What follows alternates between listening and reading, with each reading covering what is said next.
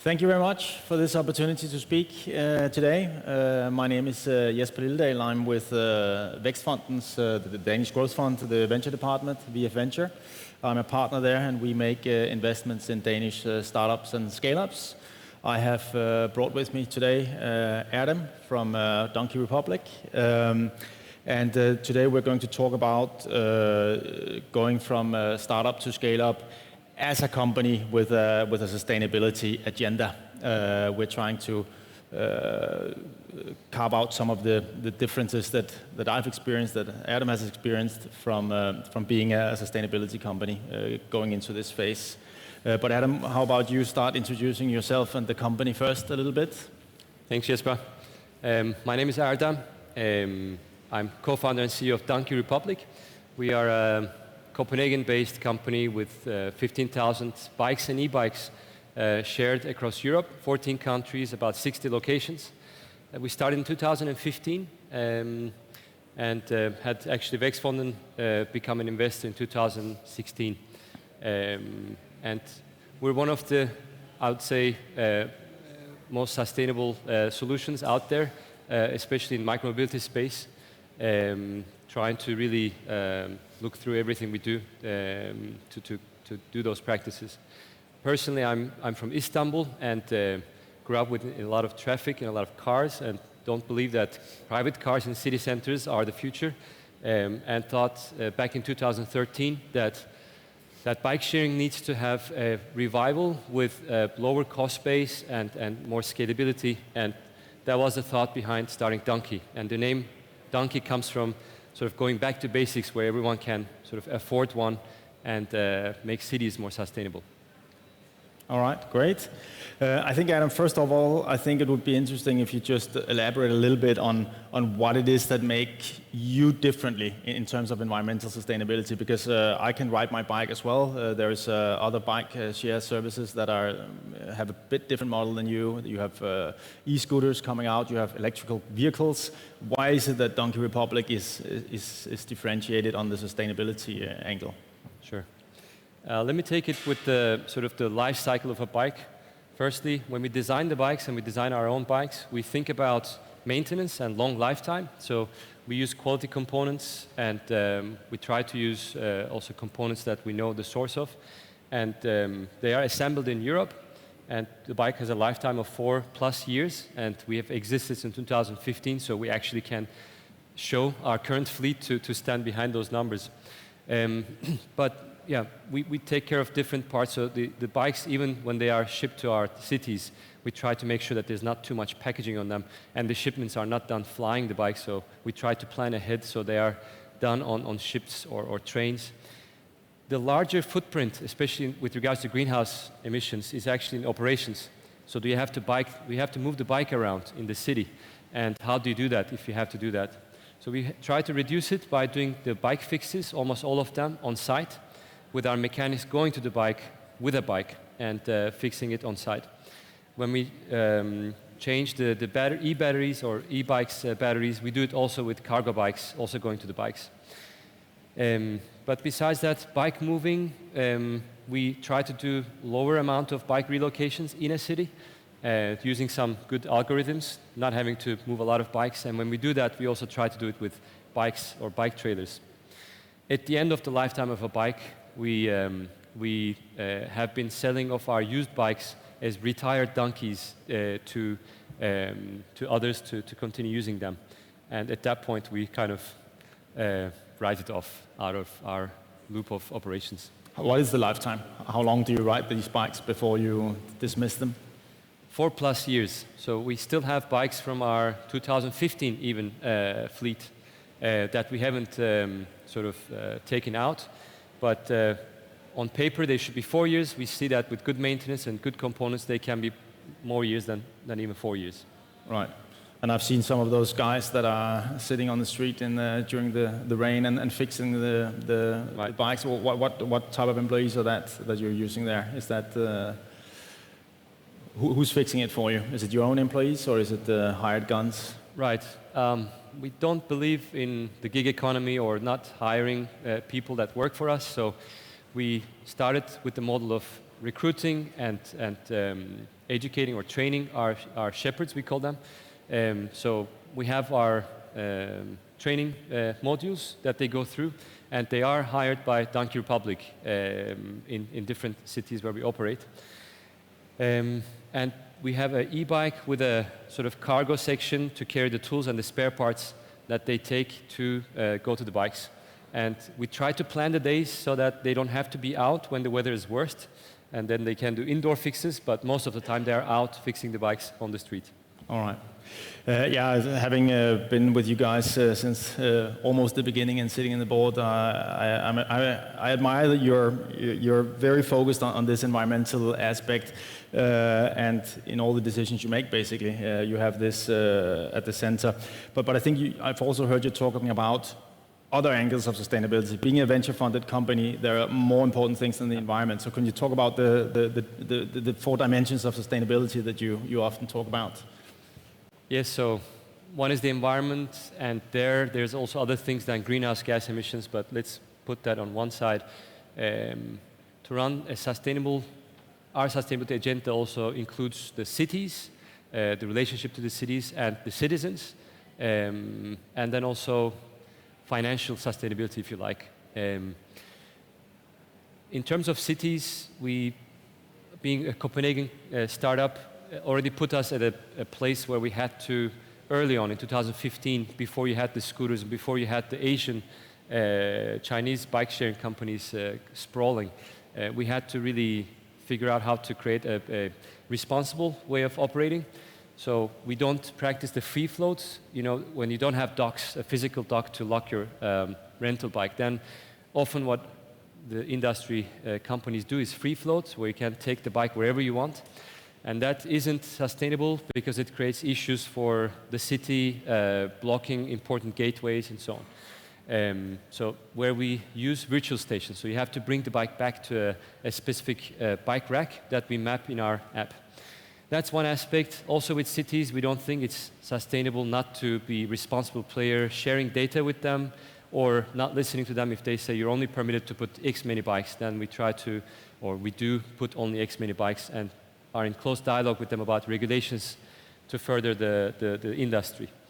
With regards to the community, we try to serve all areas of a city rather than sort of blocking out some areas which might bring less income. And we also have membership products which are quite low priced, where we don't necessarily make a lot of money, but we also see quite a bit benefit from having all different types of users. Some in Copenhagen might have seen the Volt riders on our bikes a lot. That's one of the memberships that we provide. And then the financial aspect. Some might also remember these Chinese companies, Offa and Mobike. They raised billions of dollars within the course of a year doing bike sharing back in 2017 and 18. And they produced an enormous 10 million bikes each. So we're at 15,000 bikes as Donkey, and they produced 10 million bikes in a year. But those bikes ended up in bike farms because when they had issues with these bikes, and they had issues within the first 3-6 months, they didn't have the business model or capacity to fix them. So you have these huge farms and a lot of pictures shared in newspapers all over Europe for something as naive and responsible as a bicycle turning into the new symbol of sort of environmental disaster. So in our case, we try to grow organically. We try to make sure that our bikes have long time and we can actually maintain them, that we can earn money on them, so we don't have to trash and we don't have to sort of grow the fleet to 100,000 and say, oh, we're the newest startup that grows so fast, and then go down the year after. Right. I think it's been, being on the board and being privileged to be part of the journey, I think it's been really educational to see you guys balancing these 4 different sustainability angles, both the environment, the city, the community, and the financial. You've been very supportive. Thank you. Of course, from a venture perspective, sometimes you feel, oh, can't you just fly those bikes in and get ready and let's get started? But that is the balance that comes into it when you have these. When you work with sustainability the way that you guys do, I think. But I think you touched upon one thing I think that we've seen with you guys from going from startup to scale up is that in the beginning when you're a small company, everyone seems to like you.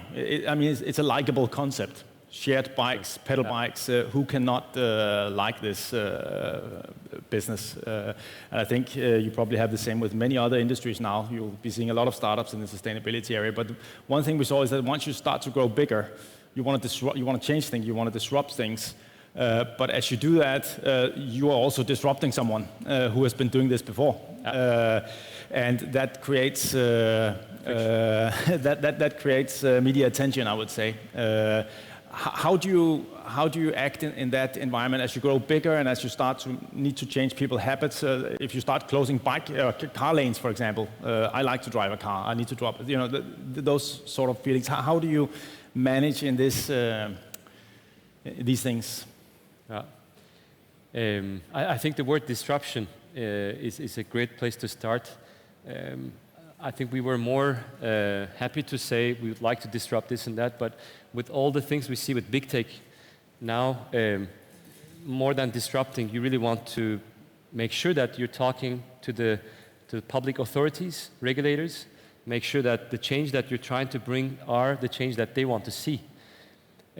So there are now, I think post-COVID, there are a lot of, or not post, but during COVID, we've seen a lot of cities wanting to reduce the use of car in the city center because they've experienced lower air particles, greenhouse gas emissions, and the streets open for pedestrians and cyclists was actually a very positive experience. So a lot of cities committed to do more in bike sharing. So that's a great development, and we can't just go and block the road and say, here we want bikes instead. Wherever the city wants us to play a part in that, we would be happy to, but being close to regulators, talking to them early on and during the way is quite important.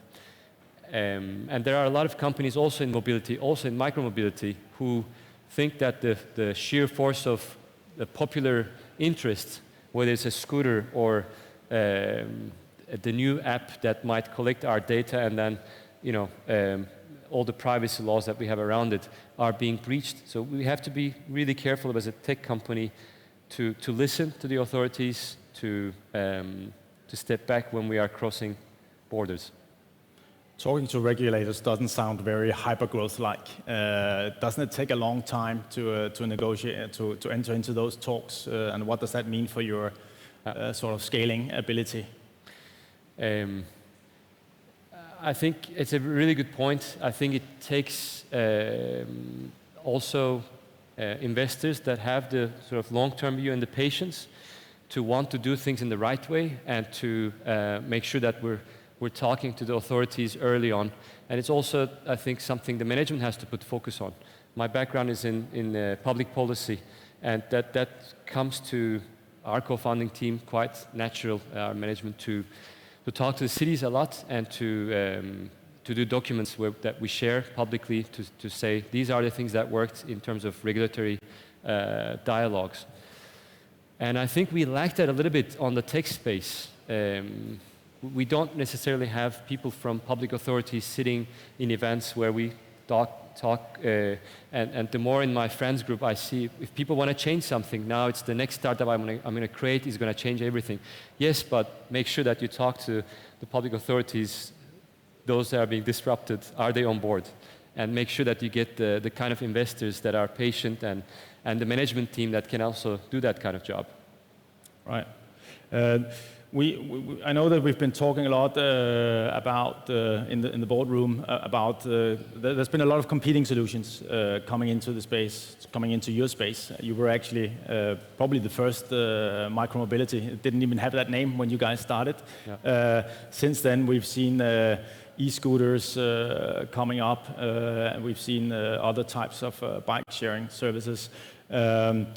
Should cities also embrace these to a greater extent? But there's a lot of objection toward that as well. How do you see? Should cities just embrace all of these solutions and let them all in, or how do you see that? A really good question. I think we crossed the danger of greenwashing, or we are in a period where every company wants to position themselves as environmentally and socially sustainable. And it's very hard to differentiate which companies really do how much, and without going into deeper into details. And we lack that function of who's going to do that job? What is the framework? Is there a standard framework, or every company going to invent their own framework of we're sustainable because of look at what we do here in this specific corner. We recycle paper in the office. We're doing so great. Yes, but you're maybe running trucks all over to do your operations. So there's sort of the attention detraction by whatever stories people want to tell. So OECD, thankfully, has recently published a life cycle analysis for mobility industry. That's bringing some standard into our industry. We are using that to adopt it for the donkey operations. And we already are talking with them and a couple others to create some kind of standard and authority that also looks at what we do or how we adopt the life cycle analysis. Stamp it, prove it, so that we can say, this is the donkey's life cycle analysis. And one thing is that, how we run our operations. The other thing is how much of other vehicles are we replacing? Are we replacing personal bike use or walking? Or are we replacing taxis and ride-hailing and private car use? Are we replacing buses and metro? And the life cycle of those mobilities. So you need to have the life cycle assessment of those, which is now there in the OECD report. You have to have your own, and then you have to have this replacement, the footprint replacement study. So we're also doing that. And combining those, I think, will have a very credible, very soon actually, very credible greenhouse gas footprint or impact assessment.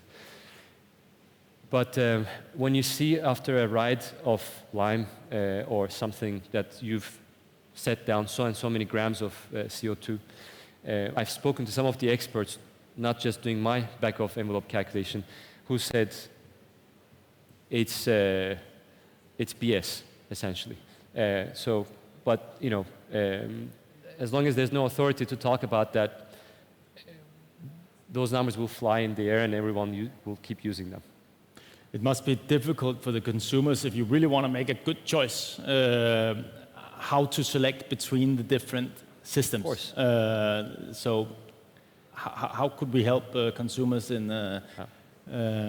So we have for whiteware goods at home, we have this labeling. You see, if you're buying a fridge, is it A, AAA, is it C? That means, or if you're buying a house, is it insulated? How much of heating are you going to pay for, right? If you're buying a car, the car producers have to put how many liters per 100 kilometer does this car engine consume on a very standard sort of test. We don't have such label or such framework to say this micromobility is emitting X many grams per kilometer in average. And what are we replacing? For cities, that is important. What are we replacing? Is it the walks that we're replacing? Is it the bikes that we're replacing? Is it the taxis we're replacing? So we need those standards. And again, it's the authorities that we need. It's the OECD. It's third parties who are credible. Not funded by us, funded by third parties who don't have an interest in promoting us, essentially. Right. If you think about other, you having completed this or being on the journey from startup to scale up, what sort of other experiences would you bring to these startups that are currently looking into the scale up phase? Are there other things you would bring up that they should be aware of? I'm not sure how much that fits with exactly the sustainability agenda, but we've seen in our short 5-6 year journey that there were a couple of hypes where we were quite tempted to change our model. When the Asian bike sharing companies came with a lot of numbers, then we had also the thought of taking our fleet to other cities where we were not welcomed, and we didn't do that. We also thought about reducing the vehicle cost so we could buy more, but then we weren't sure about the lifetime. We didn't do that. And then with the scooters, we weren't convinced that this is really the way forward. We can see that it's hyped, or at least it was last year when people saw this new vehicle form. Everyone wanted to try it. We still thought that bikes are keeping people active and they are more safe. And emissions-wise, what we just talked about, they are creating a better environmental footprint as well. So we stuck to what we thought is the future in our mind. And I think when things happen in the short term that make you doubt, then maybe try to have a more long-term view on things and not give in to the next hype thing.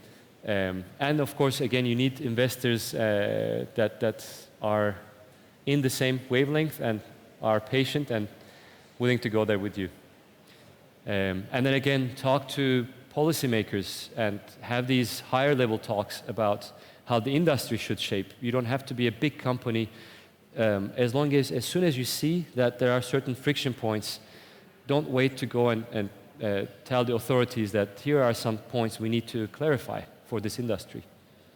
Now you brought up the investor side. That's of course where I myself has seen a bit of the transition in the last couple of years, and it is one of the tricky things I think about the scale of this, talking to the investors and having to talk to legislators and having to spend a lot of time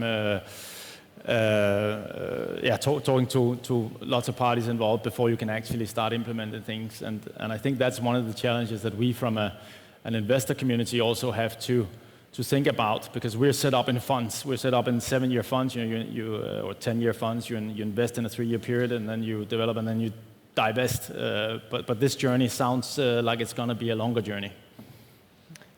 Yeah, we're doing, I think, a lot of good things, and the scale is such that once you're at a certain stage, then hopefully in the next 3-5 years we'll have come to a point where your fund can return the investments. But I also do firmly believe that, like 5 years ago, the perception of tech was a lot less needing regulation. And now we have talk about, Shoshana Zuboff's book about how also the big tech giants are looking at it with a critical eye. And I think every tech company will go through this scrutiny. You need to think through how is this company going to adapt to future regulation. And we need to have that longer term view with tech companies. Yeah. Hopefully you guys can also play a bigger role. We need to have a longer term view as well, I think, and have a different view on the length of our investments, I think. We have a little bit of time left here, so maybe just reflecting a bit on where you're going next. What's happening in the future of Donkey Republic from where you are now? Sure. With the COVID, we saw that already cities were quite interested in bike infrastructure and bike sharing, and European Union handed out, or is in the process of handing out, a 700 billion reconstruction budget, of which a third is into sustainable initiatives specifically. And cities are to draft business plans. Mobility is a big agenda item, so we expect a large growth in all cities across Europe, smaller cities, medium-sized cities, not only the large cities. And there we have a very strong bike product already, and our e-bike product, which we started already in 2019 in the market, is also maturing, evolving. So we're working on a new e-bike with, I think, will be by far the best in the market. Those two products and our IT platform are ready for a scale that hopefully will help bring this across all corners of Europe. That, I think, is the next 2-3 years fun journey for us. Are the e-bikes clean? Are they better than pedal bikes in terms of environmental sustainability, or are you sort of diverging from your original plans? Right. E-bikes have the potential to replace more car trips, and they are much cleaner compared to cars. E-bikes also have a longer range than scooters and still keep people active, physically active. So that's why we think e-bikes are more interesting than, let's say, e-scooters. So we think that pedal bikes and e-bikes are the perfect micromobility portfolio that a city needs as their sort of transport needs to cover the last mile. With an e-bike, you can easily go 10 kilometers without breaking a sweat. And all the innovation that we're trying to do is to reduce the charging operations, which have to do with how much you have to go to bike and change the battery, or reduce the footprint of the e-bike. The battery itself is very important, not how you only produce it, but how you recycle it also. There we also have already a recycling partner. And yeah, so we're looking at all aspects. Again, with the e-bike, it will not be as clean as a pedal bike because it simply has many more, it has a big battery and still many more electronic components on it. But we try to do it as sustainable as possible. All right. Do you do something to integrate with other modes of transport in the city, like a train and or electric vehicles from a shared electric mobility or something like that? That's another big agenda item. So there's a trend that in 2-3 years' time, I think we start to see many people use these single app to use all the different transport modes. So pay for your train ride, metro ride, donkey, the Let's Go car, or the Free Now, and whatever you're using. And it's actually regulators that initiated this in Finland and Holland, and now it's about to hit Denmark, that the utility companies, the train and the metro, have to sell their tickets at a competitive price to these mass aggregators. And that will also be, I think, required to do actually in the 2-3-4 years' time if you want to serve in the city. And then you'll be able to use whatever vehicle you want, and we definitely want to be a good choice in that portal. We believe we fit very well the metro and the train use as a last mile. All right. And how closely do you work with cities on that objective? Are there any cities where you have started that work of integrating? Yes. We already integrated to about 12 platforms that are not full integration. They are only, let's say, halfway integration, where you can see the availability and price of the vehicle. In Denmark, we're working with Reiseplan, where you can do, say, A to B, and then you can see, you can take a donkey bike and then the train, and yeah, that's already there. And in the future, you'll be able to actually go to the donkey bike, unlock it through Reiseplan app, or apps like that. And we're already working on another 5-6 projects for full integration with the timeline of H1 next year. So it's all moving at the moment. Okay, maybe one last question. I see I have time. In this COVID time where we're standing 1.5 meters between and an empty audience, but everyone online, how did the COVID-19 hit your business? Have you seen anything, any impact of that? In the initial period of the lockdowns, we had very serious impact also with the local users. Nobody was using anything, any mobility, because no one was going around. No cars, no trains, no bikes. But now we see that visitors have been reduced a lot, though the few visitors there are longer-term visitors, and they still like to use us a lot. Local riders of donkey have been happy, and sort of we see them come back more than last year's. So that's really positive.